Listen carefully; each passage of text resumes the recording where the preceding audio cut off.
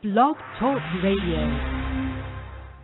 Paranormal Review Radio.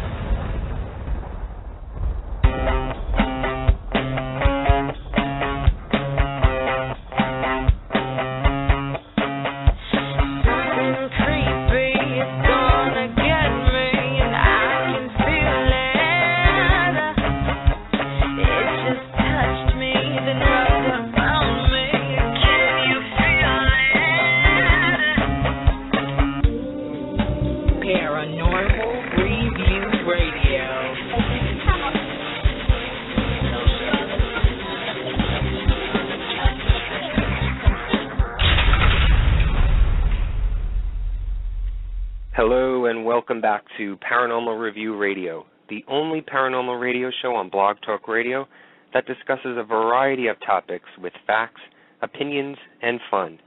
We don't claim to be experts in the field, but rather everyday people who want to learn and express everything paranormal.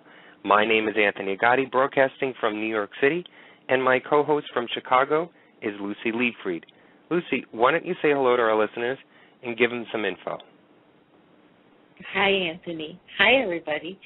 We hope you had a wonderful holiday. We have a great show for you tonight. Our phone lines are open, so give us a call. Our show number is 661-244-9831. If you don't want to call in, our chat room is open now. Don't forget, we have a Facebook page, Paranormal Review Radio, for anyone who wants to like our page and learn more about tonight's show. Anthony, what's on the agenda for tonight? Well, tonight I thought we would discuss a very controversial subject that I'm sure will stir up some debate with listeners. Lucy and I are going to review the ideology of past lives and reincarnation. For many years, this topic has been debated between cultures and religions around the world. You could possibly say reincarnation is a very personal subject for many people, as the belief in past lives or the disbelief in past lives can either put fear in people or take it away. Death is a frightening subject for many of us, and the comfort of knowing that there is something else out there after we die eases that pain deep down inside us all. I agree, Anthony. I think that's why we became paranormal investigators. We search every day for the truth of what happens after we die, and the more evidence we capture, the easier the idea of death becomes. Yeah, absolutely. So that's why we decided to end 2011 and begin 2012 with a show about life after death, past lives, and reincarnation. Lucy, why don't you start us off by explaining what exactly is reincarnation and when did it start? Okay. So as Anthony was saying before, reincarnation is a viral subject that has been around for thousands of years. The term reincarnation best describes the concept where the soul or spirit, after the death of the body, is believed to return to live again in a new human body, or in some traditions as an animal or a plant. But before we try and explain reincarnation, we must first understand the nature of our mind and how the mind and body are separate entities. Understanding how our body and our mind are separate entities, we can understand how, even though the body disintegrates at death, the continuum of the mind remains unbroken. So what is the mind? I know, I say all the time, I'm losing my mind. Yeah, sometimes I think you are, Lucy. But seriously, what is the mind? When people think of the mind, you automatically think brain, but that would be incorrect. The brain is physical. It's something that can be seen, touched, and even operated on. But the mind is formless or non-physical by nature, and it's not obstructed by physical objects. The body can't, the body can't travel to Europe without flying on a plane or sailing on a boat, but our mind can travel there just by thinking about it. To prove that point again about the body and mind being separate, have you ever been so tired lying in bed and just could not go to sleep because your mind was, and I quote, racing all over the place? Well, that proves that the body and mind are different. So, Anthony, I have a question. When you say mind, do you also mean soul or spirit? Okay. I'll try and explain this as easily as I can. In short, to answer your question, no, the mind is not the same as soul or spirit. Your mind is part of the body. It's where we calculate pleasure or pain. But the soul is separate from the body, and that's where we feel the pleasure and pain that our mind thinks. The soul is part of the universal, eternal being and moves from body to body when death occurs. Your soul or spirit is what gives you life. Your mind simply tries to make sense of it. Wow. That's very deep, Anthony. I think it's safe to say that I understand that. In fact, I agree with you 100%. I believe in a soul that is only housed in the bodies we occupy. Yes, the body is the form that we have, and it's a big part of our lives. Like, for example, I'm short and round. I'm certainly not built like a long-distance runner, and I won't be entering any marathons very soon. But it does not change the reason for my soul to be here and now in this time and place. My soul is me. It is my essence, my life force. Whatever purpose I have in this life, it will be carried out by my soul, and my soul will suffer the consequences for my actions, be they good or bad. So, Lucy, why don't we move on to reincarnation in ancient times? Where did reincarnation first begin, or when was it actually first recorded? Okay. So I found this to be fascinating.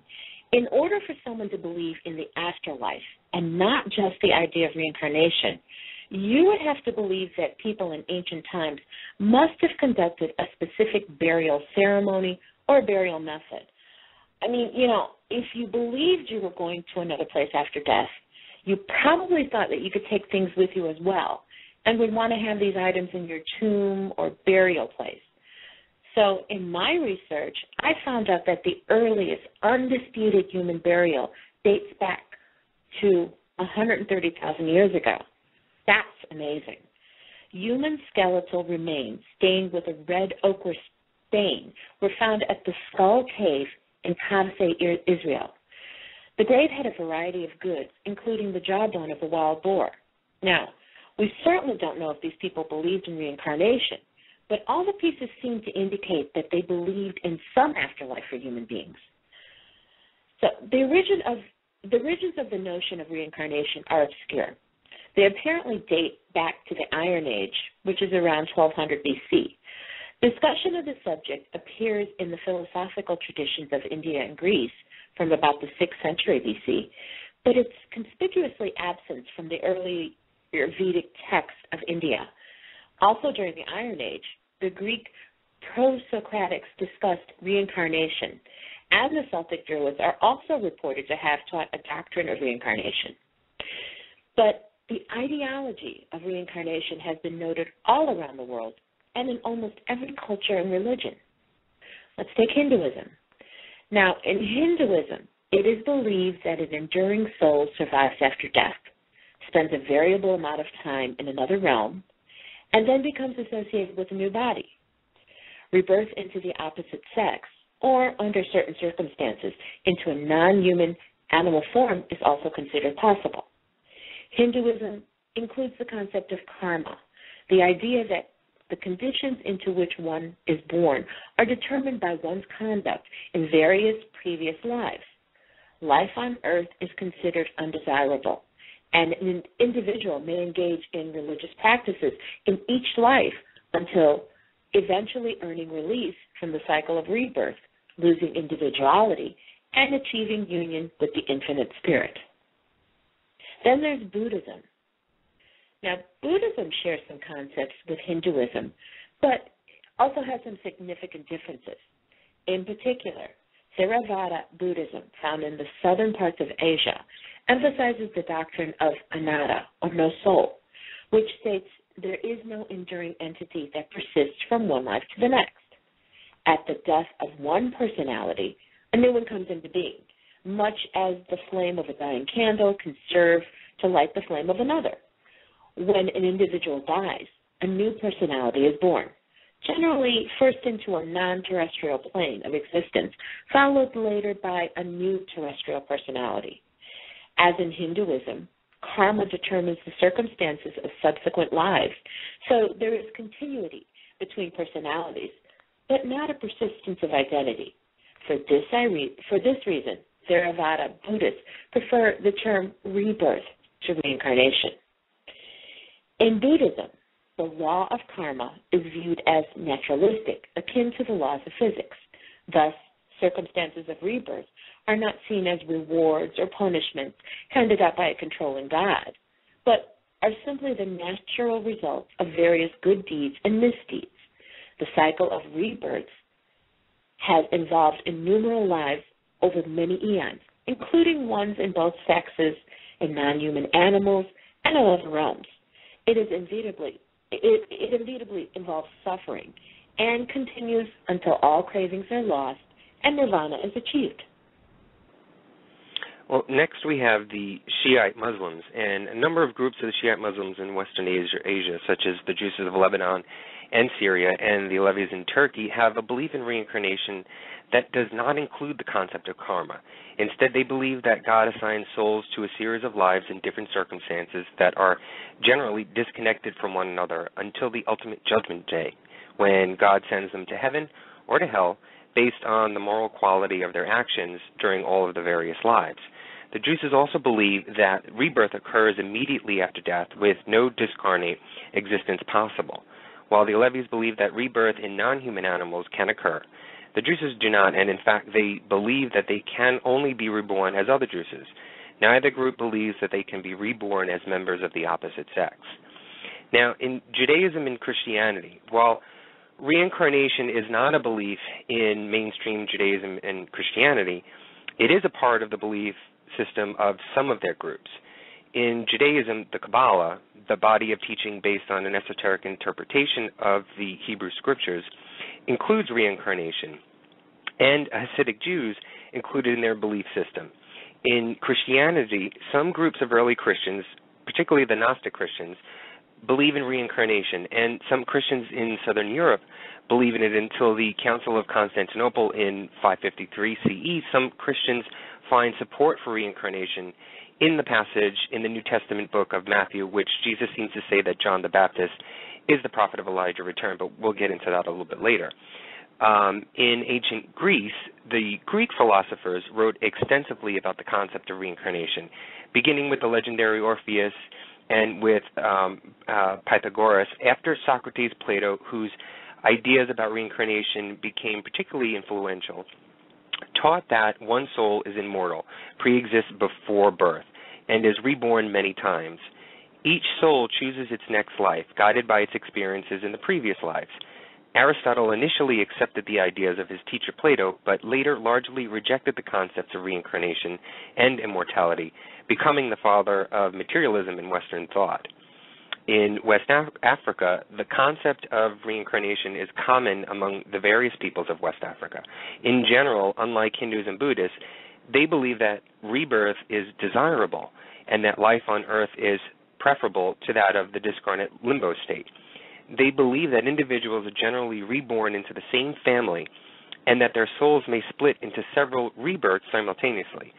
Some groups believe in the possibility of rebirth into non-human animals, while others do not.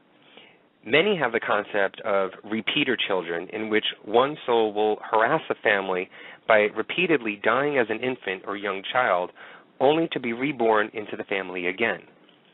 Now, in Native Americans and Inuit, the Inuit and many other Native American tribes, particularly those in the most northern and northwestern parts of North America, also believe in reincarnation. The details of the beliefs have varied greatly across different groups. Many do not necessarily expect all individuals to be reborn, but they instead focus on those who have premature deaths, such as deceased children being reborn into the same family, or dead warriors being reborn with birthmarks corresponding to their wounds. Some have believed in human to non-human rebirth and in cross-sex reincarnation. Many of them also believe that an individual may be reborn simultaneously as several different people. If I may, I'd like to talk about my tribe, the Cherokee, and their belief on the subject. There are several different beliefs within the tribe. Now, to understand the Cherokee's belief about reincarnation, you have to look at the beliefs on death. There is a multiple soul concept. It involves 4 souls and 4 stages of death. The soul of consciousness leaves the body immediately at death. it continues its personal life. Sometimes it will remain nearby for a time, often seen as a ghost, harmless and powerless. This is the major and most powerful soul. This soul contains your being, your purpose. It is said that this soul eventually followed the trail of Kanadi to the western land of the dead, but there's not much information about this and what this land is. Now, some Cherokee believe that this soul went into the underworld. There is a story of how the daughter of the sun, the moon, was killed and had to be rescued from the land of the dead and brought back so the sun would no longer mourn and bring light back into the world. The world had been in complete darkness all the while the moon was in the underworld. Now, her soul did not cease to be, and she came back. Since that time, she has shined her silver light every night since then. This first soul might continue to communicate with a loved one after death until death rejoined them. Ringing in the ears was a sign that a deceased loved one, usually a mother, was calling to the living person to join the soul of the dead one. This soul is located in the head, immediately under the front fontanelle. Now, this actually is one of the reasons behind scalping. The magic of scalping is directed against the soul. This soul is conscious, self-conscious, and has personality, memory, continuity after death, and is unitary, not quantitative in its essence. The second soul is that of physiological life. It is located in the liver, and its primary importance is in doctoring and conjuring.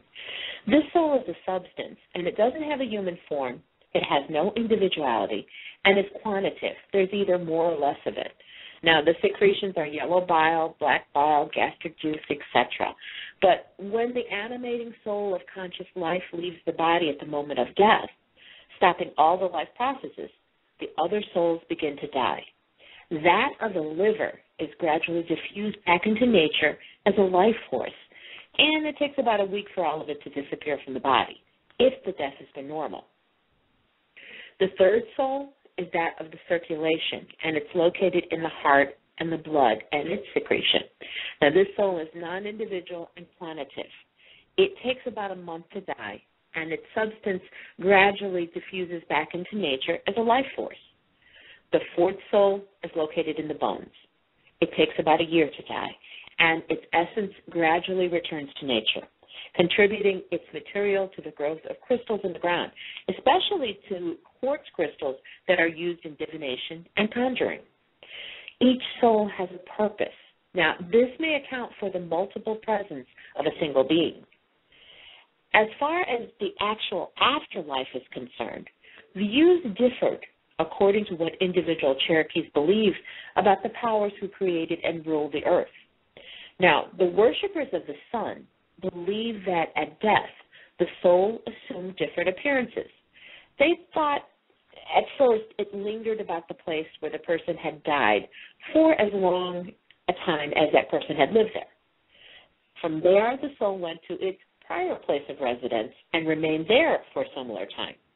Now, this process continued until the deceased had moved to its birthplace when, after remaining for as long a time as it had lived there, it took its final leave, either into non-existence or to a place far away in the west, where the deceased was always miserable because it was away from its natural home. Reincarnation is a basic part of many Native American traditions. Now, some Cherokee believe that at death, the soul entered into a mystical but living body that was larger or smaller than its own. Whatever the case, the body the soul entered grew smaller every year until at last the soul vanishes and ceases to be. Now, another group believed if a purpose is not fulfilled in one life, you may choose to return to complete that purpose. It is believed that you can come back as a human or an animal. When you die, the Great Spirit sends a messenger to guide your spirit from its earthly form. Many souls would choose what they want to come back as, depending upon what that soul still needs to do. For example, a soul might choose a family where it believes its gifts may flourish. and where it can complete a cycle of learning. Now, why one returns could be a simple task, or it could be a major event. There is a story about a medicine man who turned himself into a hummingbird simply to retrieve a lost plant. A soul might come back because they have to finish teaching a lesson to someone. Souls can come back several times. Now, myself, I've been told several times that I'm an old soul and that I've been here more than once, which I truly believe. I found a story of a shaman and how he has come back twice and still came back again a third time to revenge the killing of his family and his loved ones. The story goes like this. I, my ghost, was taken to the place where the sun sets in the west. While at that place, I thought I would come back to earth again, and the old man with whom I was staying said to me, "My son, did you not speak about wanting to go to the earth again?" I had, as a matter of fact, only thought of it, but yet he knew what I wanted. Then he said to me, "You can go, but you must first ask the chief." Then I went and I told the chief of the village of my desire. He said to me, "You may go and obtain your revenge upon the people who killed your relatives and you." Then I was brought down to earth. There I lived until I died of old age. As I was lying in my grave, someone said to me, "Come, let us go away." So then we went towards the setting of the sun. There we came to a village where we met all the dead. From that place, I came to this earth again for the third time, and here I am. Now, karma plays a big part in Cherokee reincarnation. The belief is much the same as other religions, especially Buddhism. How you live your life plays a big part in how you return to this world to fulfill your purpose. Lucy, here's a contradictory title. Is reincarnation biblical? Today, approximately 30 million Americans, 1 in 4, believe in reincarnation. The word reincarnation literally means to come again in flesh.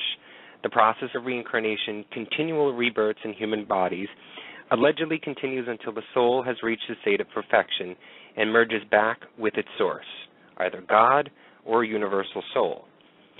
One's lot in life, according to those who believe in reincarnation, is based on the law of karma, as you were mentioning before. This law says that if bad things happen in one's life, this is an outworking of bad karma. If good things happen in one's life, this is an outworking of good karma. Karma refers to the debt of a soul, and a soul accumulates because of good or bad actions committed during one's life or past lives. If one accumulates good karma by performing good actions, he or she will be reincarnated in a desirable state. If one accumulates bad karma, he or she will be reincarnated in a less desirable state. In Shirley MacLaine's book, Out on the Limb, which was done hundreds of years ago, we were told reincarnation is like a show business. You just keep doing it until you get it right. Some people twist the scriptures and say that Jesus himself taught reincarnation or cyclical rebirth. In Matthew 11:14, for example, Jesus said, "And if you are willing to accept it," John the Baptist, "is the Elijah who was to come." Likewise, in John 3:3, Jesus said, "I tell you the truth, no one can see the kingdom of God unless he is born again." But these passages, rightly interpreted, do not support reincarnation. Matthew 11:14 does not really teach that John the Baptist was a reincarnation of Elijah. Luke 1:17, an important cross-reference, tells us that the ministry of John the Baptist was carried out in the spirit and power of Elijah. Moreover, reincarnation is conveniently forget that John the Baptist, when asked if he was Elijah, flatly answered no, and that was in John 1:21. Regarding Jesus' word about being born again in John 3:3, the context clearly shows that Jesus was referring to a spiritual rebirth or regeneration. In fact, the phrase born again carries the idea of born from above, and can even be translated that way. Jesus clarified his meaning by affirming that flesh gives birth to flesh, but the spirit gives birth to spirit. there are other scriptures that clearly debunk the notion of reincarnation. Hebrews 9:27 tells us, man is destined to die once, and after that to face judgment. Each human being lives once as a mortal on earth, dies once, and then faces judgment. He does not have a second chance by reincarnating into another body. 2 Corinthians 5:8 indicates that at death, the Christian immediately goes into the presence of the Lord, not into another body. Luke 6:19-31 indicates that unbelievers at death go to a place of suffering, not into another body. We must also remember that Jesus taught that people decide their eternal destiny in a single lifetime.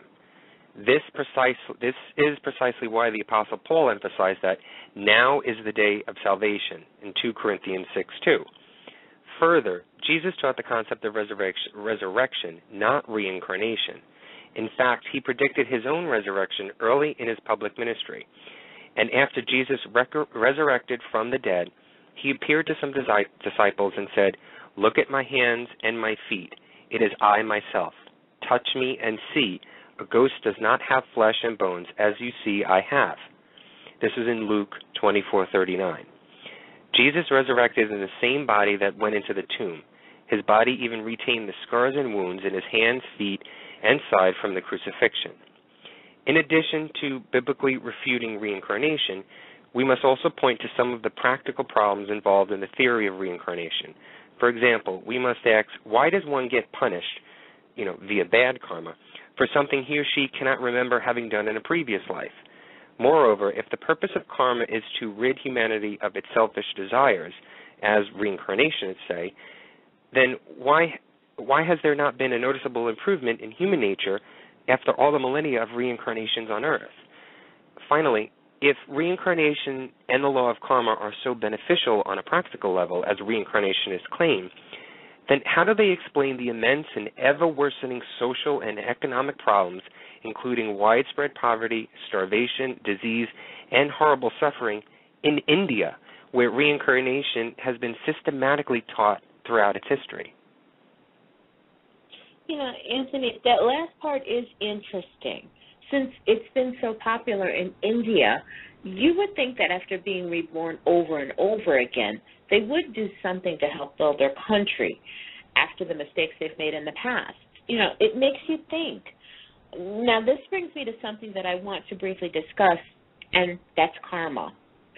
Many people believe in karma because it explains aspects of life that are otherwise hard to explain. For example, karma gives an explanation as to why different people get such very different deals in life. Some have a hard life while being very kind. Others get born wealthy and make a fool of themselves in front of millions of people. Now, one could say this is all chance, but if it isn't, karma is the only explanation that makes sense.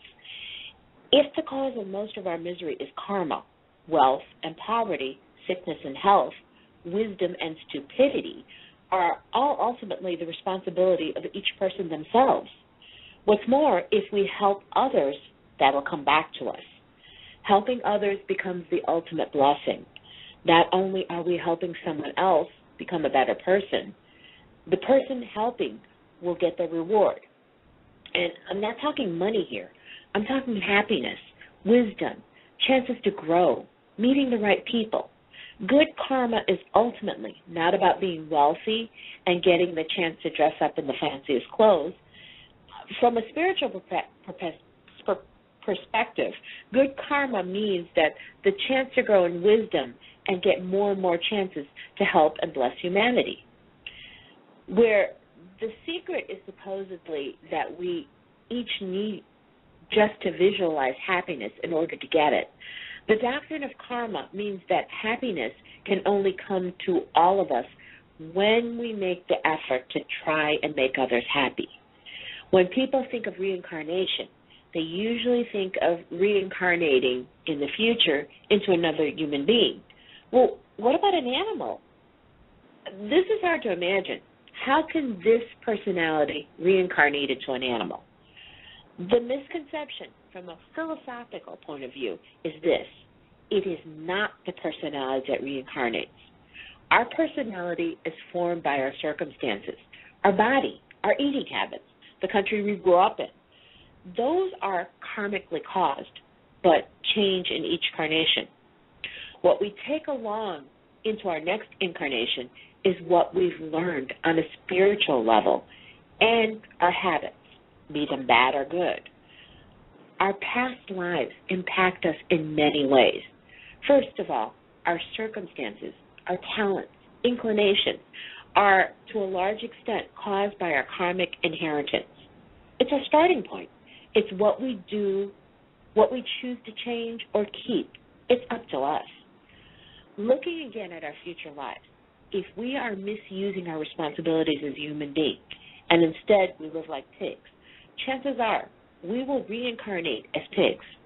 But most people do use their capabilities as human beings. Many people just do the best they see how. In those circumstances, the human element, the conscious responsible element, is strong enough to stay alive into the next incarnation. This means human birth. The more spiritually advanced you are, the more likely you are to fully be able to choose your next life. Choosing your next life depends on how much negative karma you have waiting to work out. Lots of karma needs to be worked out means that you don't really have much choice in how your next life is going to look. If you've reached a point in your spiritual evolution where there isn't too much bad karma to work out anymore, you have consciously chosen only to work for good. A point will come where you can start to actually choose what to do with your life. Now, that said, I do believe that even with a lot of bad karma, you can still choose the lessons to learn from that karma. Okay, so we've covered what reincarnation is all about and touched on what karma is and its relation to past lives and future lives. So now I want to discuss something that many people may not be aware of while talking about tonight's topic. Has anyone ever heard of the Akashic records? Picture yourself going to the library and standing in the center of the building. Look around at all the books on the shelves. Each book and each section of the library contains information about a specific genre or subject, right? Well, imagine each and every piece of literature in that library contained information about every detail of your life. Every word you've ever said to every person that you have ever known since birth. Any action or reaction that you created in your life, whether it is a hand gesture or a smile or jump over a puddle, every aspect of your life is recorded in these books. You can go to any shelf, pick up a book, and find out what you did exactly in complete detail. Well, that's what the Akashic records are. They are your life, past, present, and future, already written out and cataloged at this very moment. Each one of us has the ability to reach these records in our own subconscious through deep meditation. So why aren't we all just able to tap into it at any given moment, and what does this have to do with reincarnation? Well, let me explain. In order to make your choices of conduct freely without influence or bias, you're not allowed to have any memory when you incarnate. Instead, you have to come to Earth with a veil over the memory of all that has gone before. So you remember nothing of your past lives, your soul's purpose or your spiritual heritage. All you have is the world you're born into and what you make of it. This explains the pain of being born, because you're leaving the familiarity and security of life as a soul and spirit in the non-physical realms, followed by a brief period in the warmth and darkness of the womb, only to be pushed or pulled out into the unknown. Often, the first thing a baby experiences is physical pain, bright lights, instruments, and noise. It's a terrifying introduction to the world it sought so eagerly to join, and it can't remember why it's here. The pre-planning for life as a human on Earth is detailed and complex, and being stripped of your memory is one of the final acts in the many preparations for your new incarnation. When it was determined thousands of years ago, while you were a young soul, that you would have a cycle of existence as a human being on Earth, a plan, a template was drawn up which charted every life you might possibly have. The purpose of the great plan was so that you could learn all about being human in order to do your service to God and for your soul to grow. This blueprint is part of the Akashic records. The word Akashic comes from the Sanskrit word for ether, space, or spirit. The records register everything you or anyone has ever done in any lifetime and in between the lifetimes. They're the history of you and your spiritual journey, past, present, and what is to come. And they're constantly being updated as the journey progresses. So if one lifetime has not gone quite according to plan because of the way you have chosen to live it, then the original template for your spiritual journey will be adjusted to ensure the experiences you missed, for example, are learnt next time. Certain angelic energies, known technically as the quote-unquote lords of karma, are the keepers of the Akashic records. It's they, in consultation with you and the spiritual helpers, who guide your soul, who decide the concept and details of each new incarnation or rebirth to bring your next lifetime into perfect manifestation. You know, Anthony, the research that we've done on this topic has given me such a sense of peace and happiness. It's almost comforting and mind-blowing at the same time. I mean, it's not an easy subject to understand quickly or to be able to truly get all of the information out there on our show so that our listeners can feel that what we felt while we were doing the research. But I think we're doing a good job in sparking the interest out there. I truly wish everyone would continue to learn more about this topic so that we can all share the sense of peace that it gives you. I agree, Lucy. It's almost cathartic to learn about reincarnation in past lives. I know my research won't end here after the show. Well, Anthony, now that we've covered what reincarnation is and all its aspects, what karma is and how it relates to reincarnation and the Akashic records, why don't we move on to review some of the reincarnation proof cases that have been presented over the years? Now, I do have some cases that I'd like to share. Yeah, sounds good, Lucy. Go ahead. Why don't you start with the first case from India? Okay. On January 18th, 1902, a daughter was born to a family named Cherokee, residents of Mathura, India. Now, her name was Lugdi. When Lugdi was 10, a marriage was arranged with a man named Kedarnath Chaubey, a shopkeeper in the same village. Now, after puberty, Lugdi became pregnant for the first time, but her child was stillborn following a cesarean section. Now, during her second pregnancy, Kedarnatha took her to the government hospital at Agra, where a son was born, again through a C-section. There were some complications, however, and several days later, on October 4th, Lugdi's condition deteriorated, and she died at 10 a.m. Now, over 1 year and 10 months and 7 days later after Lugdi's death, on December 11th, 1926, a beautiful daughter was born to Babu Rang Bahudar Mathur of Chirwala Mahula, a small locality of Delhi. The girl was named Shanti Devi. Now, Shanti was unusually quiet, and she hardly spoke until she was almost 4 years old. But when she started talking, she surprised her family by telling them, "This is not my real home. I have a husband and a son in Mathura. I must return to them." Shanti had said that her husband was in Mathura and that he owned a cloth shop, and they had a son. She called herself Chabai, which means Chabai's wife. The parents considered it a child's fantasy, and they took no notice of this. But they did get worried, and however, when she talked repeatedly about it over and over time, she narrated a number of incidents connected with her life in Mathura with her husband. Now, on occasion at meals, Shanti would say, "In my house in Mathura, I ate different kinds of sweets." Sometimes when her mother was dressing her, she would tell her what type of dresses she used to wear. Curiously, she mentioned 3 distinctive features about her husband. 1, he was fair, had a big wart on his left cheek, and 3, he wore reading glasses. She also mentioned that her husband's shop was located in the front of the Darkwadish temple. Now, this strange talk continued, By the time Shanti was a 6-year-old, her parents were perplexed and worried. Shanti even gave a detailed account of her death following childbirth. They did consult their family physician, who was amazed at how this little girl correctly described so many details of the complicated surgical procedures that she claimed she endured. Now, as Shanti grew older, she insisted that her parents take her to Mathura. Now, all this time, however, she never mentioned her husband's name. It is customary in India that wives do not speak the name of their husbands, even when specifically asked. Shanti would only blush and say, "I will recognize him if I'm taken there."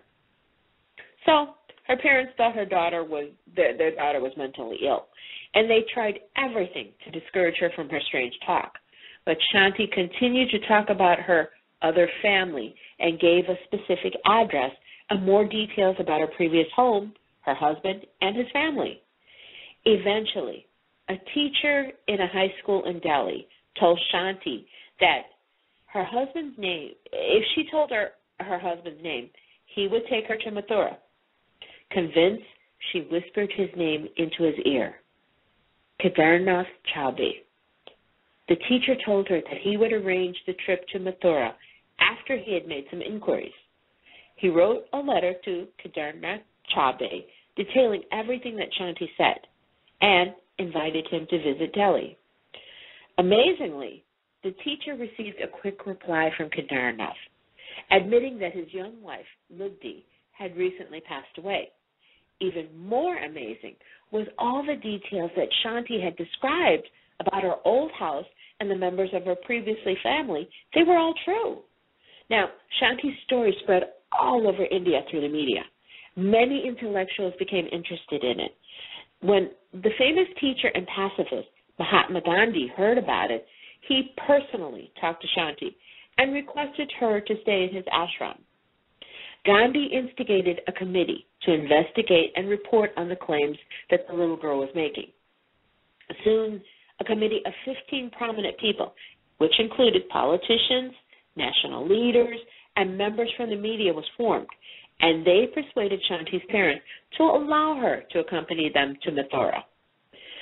Upon arriving in Mathura by train, Shanti, on her own, quickly led them straight to her previous home. She had correctly described what it had looked like earlier, before its recent refurbishing. As a test to mislead Shanti, Kanjamal introduced Kedarnath as his elder brother. Shanti blushed, and she stood on one side. Someone asked why she was blushing in front of her husband's elder brother. Shanti said, "No, he's not my husband's brother. He is my husband himself." Then she addressed her mother. "Did I not tell you that he is fair and that he has a wart on the left side of his cheek by his ear?" She then asked her mother to prepare meals for the guests.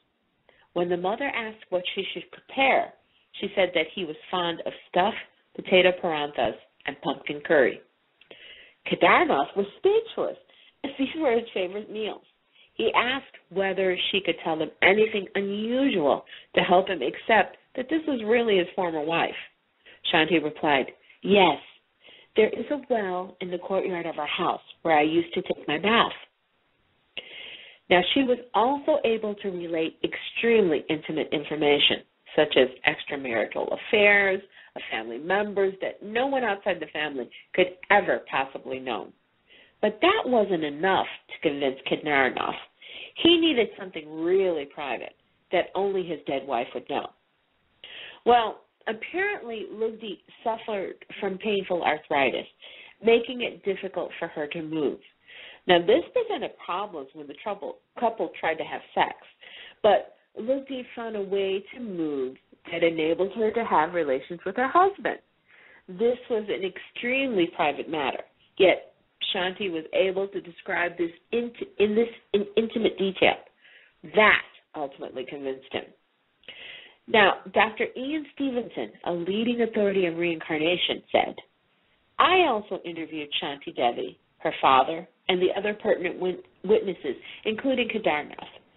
The husband claimed that in her previous life, my research indicates that she made at least 24 statements of her memories that match the verified facts.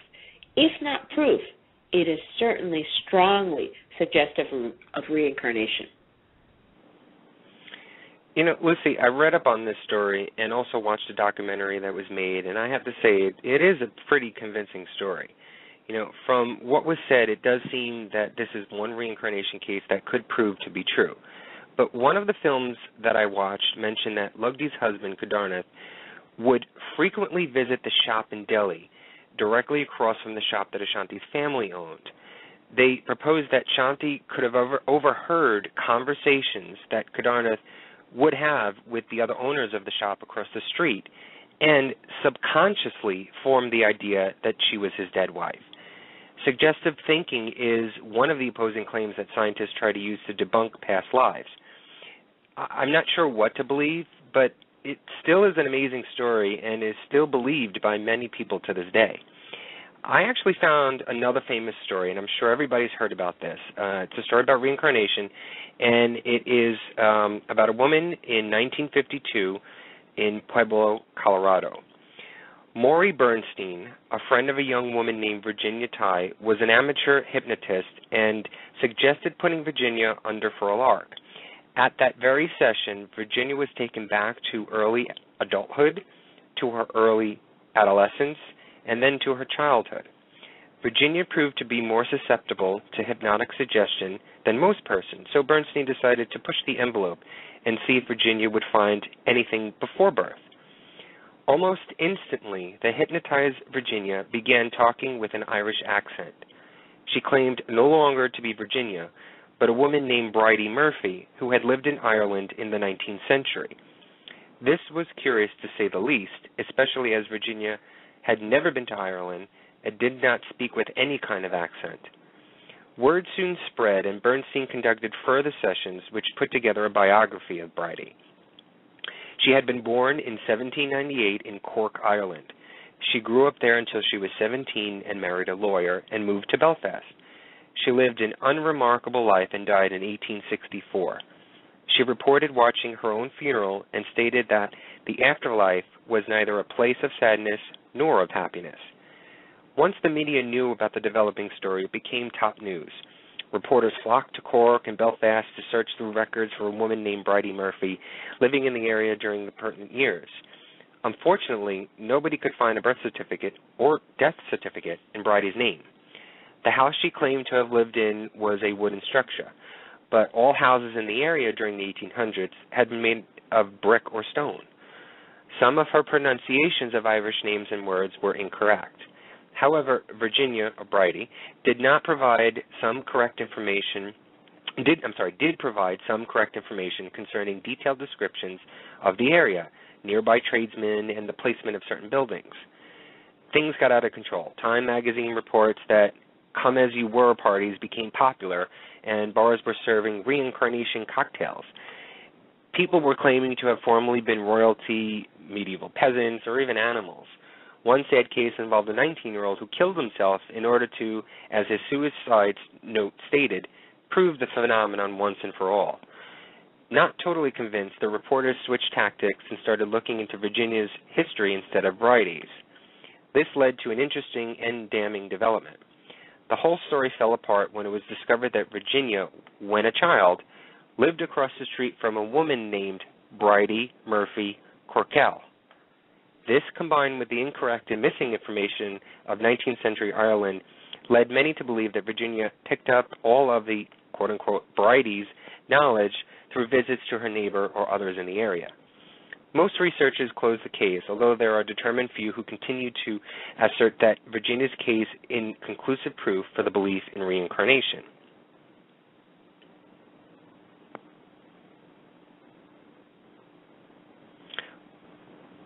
Well, this could be suggestive thinking. Some experts are saying, but this story inspired movies and tons of published books. It's still one of the most popular cases of reincarnation that has existed to this day. Okay, well, here's a story that was all over the news in 2009. This was taken from Fox 8 News in Cleveland, Ohio. James Leniger, an 11-year-old American boy, could be the reincarnation of a Second World War II fighter pilot, according to a new book. And he is said to have lived before as Lieutenant James Houston, Jr., who was shot down by the Japanese in 1945.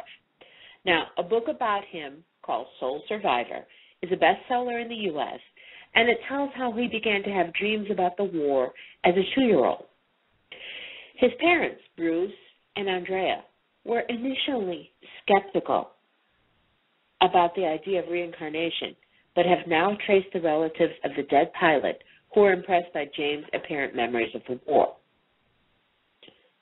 Mrs. Leninger told the Mirror, in the throes of his nightmares, you couldn't work out what he was saying, but 2 or 3 months in, I was walking down the hall, and I heard him saying, airplane crash, plane on fire, little man can't get out. It chilled me to my bone hearing this. When I asked who the little man was, he said, me. I asked him what happened to his plane, and he said, it crashed on fire. I asked how it crashed, and he said that the Japanese shot his plane. James said his boat was called the Natoma, and he remembered the name Jack Larson. Flicking through a book, the 2-year-old pointed at a picture of Iwo Jima in the Pacific and said, that's where his plane was shot down. Mr. Leninger found that just one pilot died through the Battle of Iwo Jima, James M. Houston. He was shot down on March 3rd, 1945, while on his 50th mission, just before he was due to go home. James, now 11, from Lafayette, Louisiana, told the Mirror, I think the story is incredible. I don't remember any of it, but hearing about what happened when I was 2, it's incredible. Anthony, I think you have an audio clip from the news piece. Yes, I do. Take a listen to the actual news interview with 11-year-old James Leininger looks and acts like most boys his age, but beneath his playful spirit is a very deep soul. And I said, I'm really glad you're my son, and I'm just really fun to have you as my son. And he says, I know, that's why I picked you. When we first met Bruce, Andrea, and James in 2005, his passion for World War II fighter planes was obvious. I can beat the Japanese easy as pie. The fascination began when he was a toddler. The pilot put him on? James seemed intimately familiar with the aircraft. He started doing these little drawings of airplanes shooting at other airplanes or being shot down. Bombing ships, you see men parachuting. Here's another one where planes are dropping bombs. This is a carrier. The violent drawings were followed by extreme night terrors. He would just be crying. He'd say, airplane crash on fire, little man can't get out. He laid on his back and kicked up at the ceiling, and he goes, Mama, the little man's going like this. And he laid on his back and kicked his feet up. The little man's going, ooh, ooh, ooh, ooh, ooh, ooh, can't get out. And I said, well, who's the little man, baby? And he goes, me. I thought Bruce and I were just going to faint. They questioned, what kind of plane? Corsair. Why did your airplane crash? My plane was shot down. Who shot your plane? He looked at me like I was a village idiot. He said, the Japanese. Where did he take off from a boat? Do you remember the name of your boat? He said Natoma. And his name? He always said James, but his name is James. Stunned by his son's words, Bruce tracked down veterans of the USS Natoma Bay. I wanted to disprove it. Columbus, Ohio native Leo Pyatt served on the ship. He asked a few questions about, did I know some of the people? Oh, yeah, I remember those people. Yes, there was a Jim Houston, a rather large shell. Just hit him in the engine, and it burst into flames and went down. It was all real. James Houston, born and raised in the Midwest, was shot down over Chichijima, Japan. He got very quiet. The Leiningers were speechless again when James met Natoma Bay veterans and recognized them by name. You're Bob Greenwald. I'm serious. He'd never met Bob Greenwald. No, he'd never met him before. They tracked down James Houston's sister, Ann. And he goes, it's not Ann, it's Annie. She wasn't my oldest sister. I had an older sister than that. And I said, you did? Who is that? And he goes, Ruth. I mean Ruth. Eddie is what they called me when I was little. Knowing my name and my sister's name, things that my brother did when he was a kid. It's too amazing to describe. James recalled his favorite childhood possessions, And when we spoke to them via Skype, they shared one specific story involving James Houston's mother. Annie had sent James the picture that her mother had painted of James Houston. And when James got it, he called Annie to thank her, and he said, "Where's the one Mom painted of you?" And so she went and found it and sent a copy, and later on she told us that no one in the world except her brother and sister knew that there was an identical picture of Annie when she was the same age. Amazing stories like that caught the attention of Japanese filmmakers. Not long after our story aired, they flew James and his entire family to Chichijima, Japan, and the site of James Houston's plane crash. Took a tour of the island, got up on a ridge overlooking the harbor. James said, "This is where the planes flew in the day my plane was shot down." Without any help, James knew exactly where the plane crashed. They held a memorial service and dropped flowers over the wreckage. And James just got so emotional and just lost it.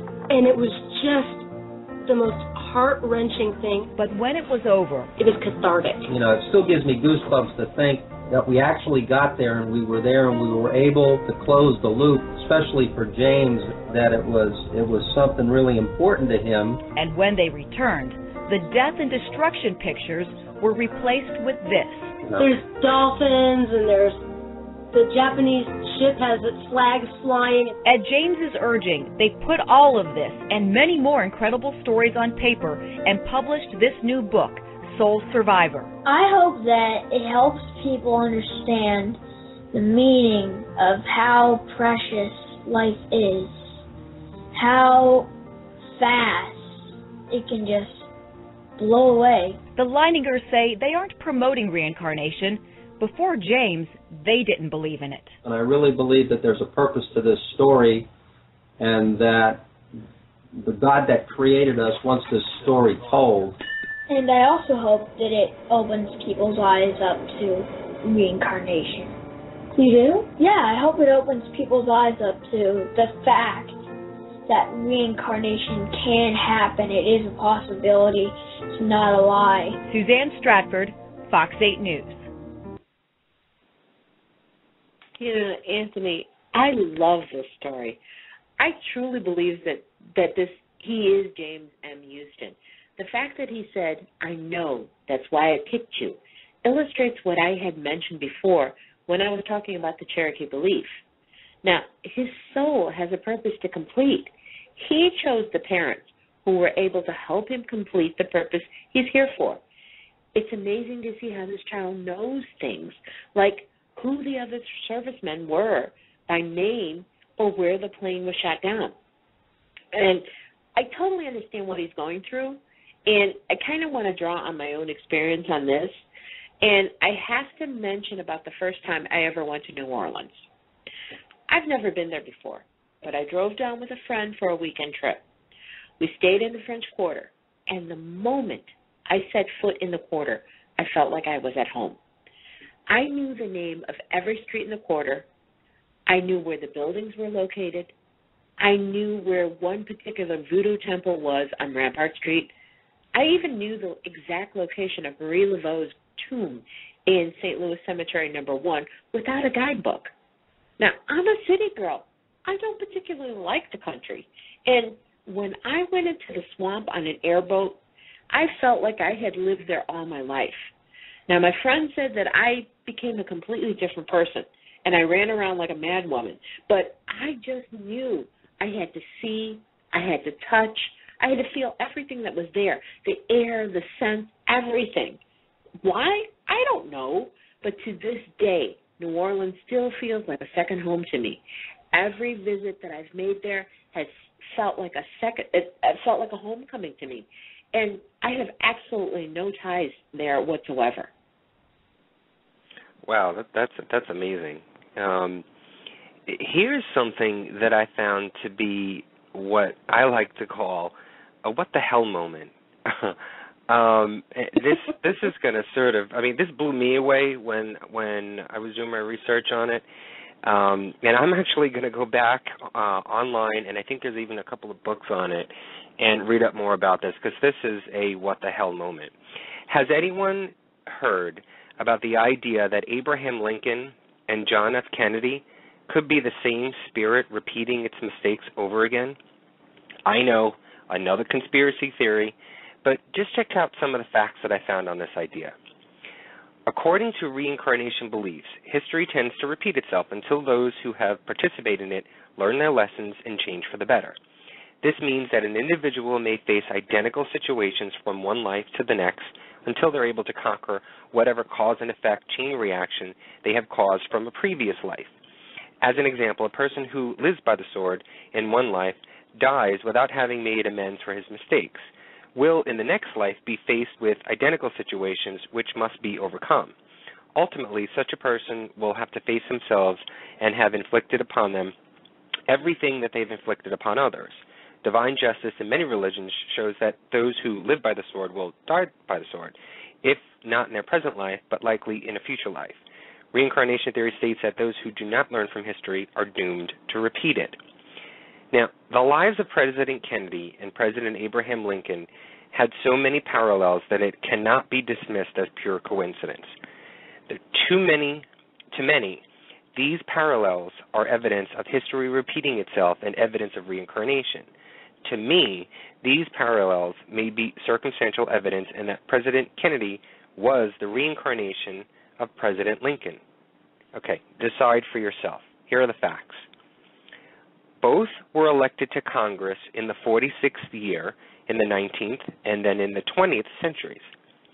Both were elected president in the 60th year. Both had the legality of their elections contested. Both were directly involved with black civil rights. Both lost a son while serving as president. Both were assassinated while serving as president. Lincoln's staffer, whose name was Kennedy, advised him not to go to the theater where he was assassinated. Kennedy's secretary, whose name was Lincoln, advised him not to go to Dallas where he was assassinated. Abraham Lincoln was fond of Monroe, Maryland, a place where he had visited a week before he was shot. Kennedy was fond of Marilyn Monroe. Sorry, I just had to put that one in there. Both were shot on a Friday. Both were shot in the head from behind. Both were shot in the presence of their wives. Both were shot while sitting with another couple. Both were shot with another member of their entourage being injured, but not fatally. Get this one. Lincoln was shot in Ford's Theater. Kennedy was shot in a Ford Lincoln. Both assassins were born in the 39th year. Both were Southerners favoring extremist views. Both are known by their first, middle, and last names. After assassinating Lincoln, John William Booth ran from the theater and was captured in a warehouse. After assassinating Kennedy, Lee Harvey Oswald ran from the warehouse and was captured in a theater. Both were themselves assassinated before their trials. Both presidents' successors were Southern Democrats. Both successors had the last name of Johnson. Both successors were vice presidents. Both successors were born in the 8th year of the century. Both successors were former senators. Both presidents' caskets were carried in death on the same occasion. It appears that history does indeed repeat itself. Anthony, I'm not sure about that, but it does have some interesting similarities. Where did you find this information? I came across this online, and I'm going to actually go back and look at my notes and see where I actually found that. But that their website actually has actually, I'm sorry, the website is called neardeath.com. I think it's near-death.com. And this website goes into complete detail. I mean, even down to doing sort of facial similarities of both presidents, of their successors, of their assassinators. I mean, of everything. I mean, it's just so eerily similar that you have to just go check this website out. I'm sorry, you have to. Okay, wow. I may go and check that out later. But you know what, Anthony? I want to share with everyone some famous quotes that I've found online regarding reincarnation. I kind of thought it would be nice to share some of these, and maybe someone can use them to reflect on their own lives, or just use it as a Facebook status, The first one, Ralph Waldo Emerson once said, "The soul comes from without into the human body as a temporary abode, and it goes out of it anew. It passes into other habitations, for the soul is immortal. It is the secret of the world that all things subsist and do not die, but only retire from a little from sight and afterwards return again. Nothing is dead.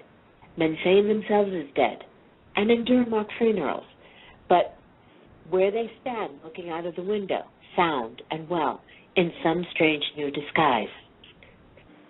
Benjamin Franklin also believed in reincarnation, and this is what he said: "I look upon death to be as necessary as the constitution as sleep. We shall rise refreshed in the morning." Walt Whitman said, "I know I am deathless. No doubt I have died myself 10,000 times before. I laugh at what you call dissolution, and I know the amplitude of time." Here's one from the ancient Greek, Socrates.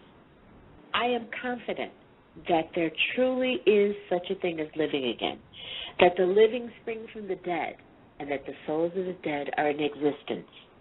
And finally, there's a quote from the Quran: "God generates beings and sends them back over and over again until they return to him." Well, Lucy, I think we reviewed a lot of information about reincarnation tonight. Yeah, I think we've said everything we wanted to on the subject, but of course there's tons of more information and research out there that can be reviewed. Maybe we need to do another show on the topic later on in the new year and touch more about Egypt and Hinduism. That alone is like an hour of conversation. Yeah, there is, and there's so much more that I found, and we also wanted to have an expert on the show on past life regressions, but maybe on the next one we will be able to get a guest to come on. It was difficult to find someone. We were able to actually get someone for tonight's show, but it was just on short notice that Lucy and I, just weren't able to complete it in time. So we want to make sure that when we do have this guest on to do past life regressions or past life readings, that we do it right. But I did find this interesting piece from CBS News that was a broadcast in May of this year. And it's a news piece that discusses a past life regression conference that happened here in New York, and the growing trend and the interest in people finding when and where they've lived before. It talks about the science and the probability behind it, and it also interviews some skeptics on the subject.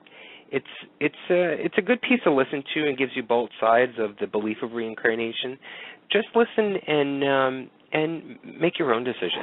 More than 1,000 people gathered at this New York City Conference Center on a recent Sunday, coming from around the world in hopes of an out-of-this-world experience. The next step is we're going to bring the lights down. At up to $139 a ticket, they seemed confident that through hypnosis they could uncover lost memories, not just of this life, but of past lives as well. Be there, back there, before your birth. Call them come-as-you-were events, reincarnation conventions. No longer considered completely off the wall, they are growing in popularity. You can remember everything. I had an experience that I was on the Titanic. I regress back to, I want to say, the mid-1800s in England. I recognized that I was about to see Jesus deliver his Sermon on the Mount. For Dr. Brian Weiss, a firm believer in reincarnation, such stories are all in a day's work. Hardly what you'd expect from a graduate of Yale's prestigious medical school. But today he travels the globe, hypnotizing crowds of ordinary people to help them recall extraordinary things. He says hypnosis induces a relaxed state and enhances concentration, making it easier for people to remember their past lives. How do you define reincarnation? I define it as when we die physically, a part of us goes on, and that we have lessons to learn here, and that if you haven't learned all of these lessons, then that soul, that consciousness, that spirit comes back into a baby's body. The concept of reincarnation goes back some 3,000 years to India and Greece. Although it's largely been rejected by Jewish and Christian traditions, Boston University religion professor Stephen Prothero says it's alive and well in pop culture today. Americans are fascinated by the idea they have lived before. The skeptical part of me about the past life thing is that just statistically the odds are that in my past life I was a Chinese peasant, right? But hardly anybody ever is a Chinese peasant, you know. Everybody is Cleopatra or Mark Antony or Jesus, you know. A CBS News poll conducted for Sunday Morning shows about 1 in 5 Americans believes in reincarnation, and roughly 1 in 10 remembers a past life. Professor Prothero thinks they're reacting in part to the positive spin the West puts on it. In the Indian tradition, reincarnation was undesirable. It wasn't something you wanted. I mean, the goal was to get out of this life. But in America, we see reincarnation as this sort of great second opportunity. You say, I'm going to be, you know, an accountant. In the next life, I can be an astronaut. I don't think there's any chance that this is true. Michael Shermer, the founder of the Skeptics Society and the publisher of Skeptic Magazine, is, no surprise, skeptical about reincarnation. I think it's a complete construction of our brains, projecting ourselves into a future state that doesn't exist. It's a way of dealing with the anxiety of losing lost loved ones and losing our own lives and coming to grips with our own mortality. We are not human beings having a spiritual experience. We are spiritual beings having a human experience. But for psychiatrist Brian Weiss, reincarnation is more than just an enticing thought. He studied Freud's theory that recovering childhood memories helps resolve present-day problems. And then, 30 years ago, he says he discovered that the same is true of memories even further back, from a past life. It all started with a patient deathly afraid of water. I told her, when she was in this deep hypnotic state, go back to the time where your symptoms first began, thinking she'd go back to early childhood. But she went back nearly 4,000 years into an ancient Near Eastern lifetime. Different body, different face, different hair, drowning in a flood or tidal wave, her baby being torn from her arms by the force of the water, and her symptoms started getting better from that moment on. Since then, he's used what he calls past life regression therapy on some 4,000 people. If you have a fear of heights, and you were thrown off a castle wall in the 12th century, and your fear disappears in one time or 2 times. This is a fabulous thing because your life is changing. It is not the sort of change psychiatrist Jim Tucker of the University of Virginia can believe in.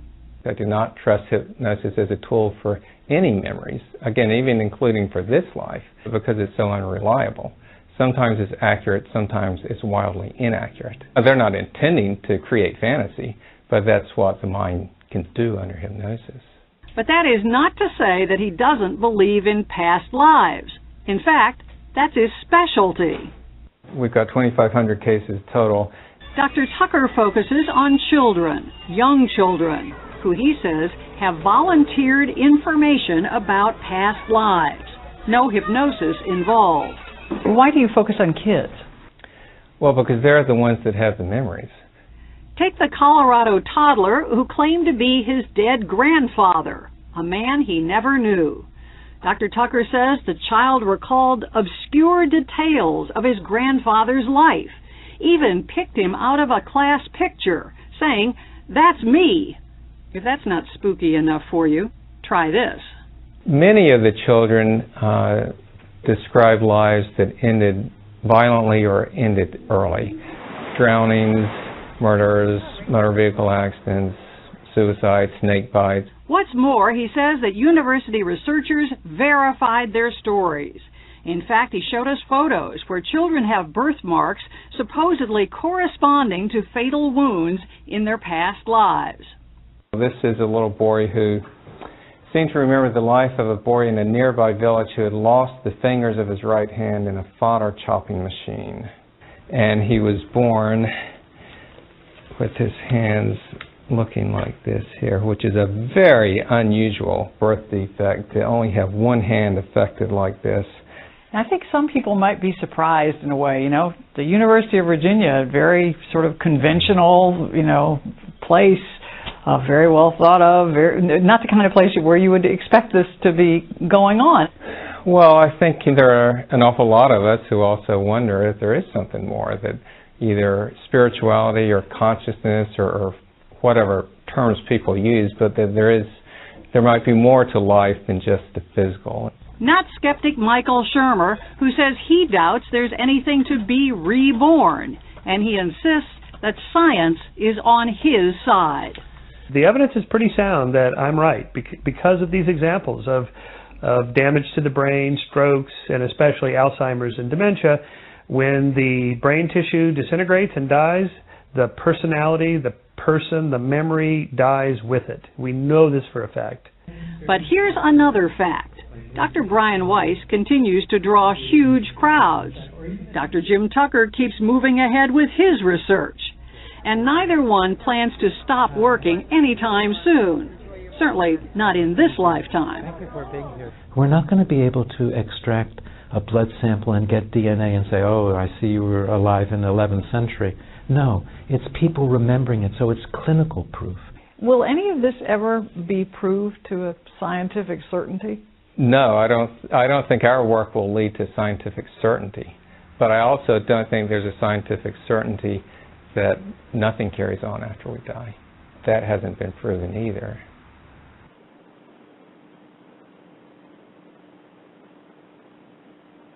Wow. Anthony, on that note, why don't we close the show? Sounds like a plan, Lucy. Thank you, everyone, for listening tonight. We hope that you enjoyed the show and share some of our findings with your friends and family. We began doing this show a few months ago, and it is honestly the best thing we could have ever started. Being able to come out here and share the paranormal world with like-minded friends is a good feeling, and we hope that you come back each week to hear more. In the new year, we're going to push the envelope even further and have guests on that we know you will want to listen to, and some you may even recognize from television. We're working on some great things for 2012. We will make sure that we deliver the best, and if we aren't, let us know. Check out our Facebook page, Paranormal Review Radio, or send us an email at paranormalreviewradio@yahoo.com. In the next few days, actually, our Facebook page will announce its new 2012 show schedule titles, so make sure you go and check us out and like our page if you haven't already. Thank you, Lucy, for a great year on and off the radio. You truly make it fun to do what we do, and I know we have some plans for some paranormal investigations in 2012 that we're going to share with you, too, and actually maybe even bring one of our investigations live on the radio. That's going to be a lot of fun. One more thing before I close the show. I'm not sure if you listeners out there know who Sharon Coyle is. Sharon Coyle is the owner of Rolling Hills Asylum, and she's posted on her Facebook page as well as the official Rolling Hills Asylum Facebook page. She's posted a donation page to help preserve the roof of the infamous haunted location. Now, Lucy and I have been there. I've been there twice. Lucy and I have been there together just actually this year, and we've actually done a show on this. I can't remember when. It was probably a month ago or something, and we've had a great time there, and actually we're planning to go back there again in 2012. This place is amazing, and so when I saw this, and she had posted some pictures about the deterioration of the roof, I sort of, got a little heartfelt and wanted to help promote this cause that she has posted. So if you go to Facebook and you go to the official Rolling Hills Asylum, you'll see that she's posted a donation page. Or you can actually go to Indiegogo.com, which is INDIEGOGO.com, and you can type in Rolling Hills Asylum, and then you'll be able to get to the donation page. Any donation is accepted, $1, $5, $10, whatever it is, just to preserve and help repair the roof of the asylum itself, so that she can continue to open its doors to all of us paranormal investigators out there. So any donation would be greatly appreciated. Lucy, let's end the year right and tell everyone your thoughts. Well, first off, Rolling Hills is such a special place to me, and if you can donate, please donate. Once you've gone there, you will understand exactly what we're talking about. So, after that, I personally want to thank everyone for all the support and interest in our little show. You know what? You, the listener, you're the main reason why we do what we do here. Like Anthony said, we've got so much planned, and your input is going to be a big part of it. You will make this show better and better. Thank you for joining us on our Facebook page. And again, if you haven't stopped by and liked us, whatever are you waiting for? We're looking forward to 2012. It's going to be full of topics and surprises you're not going to want to miss. Last of all, I want to say thank you, Anthony. You know what? You've done so much to make this show and work in spite of me and my ADD. You've made it such a fun year for me, and I know 2012 is going to be even better. I cannot wait to see where the road's going to take us, and I want to thank you so much. So on that note, let me say goodnight from both of us. Have a safe but happy New Year, and we'll see you all next week. Good night. Paranormal Review Radio.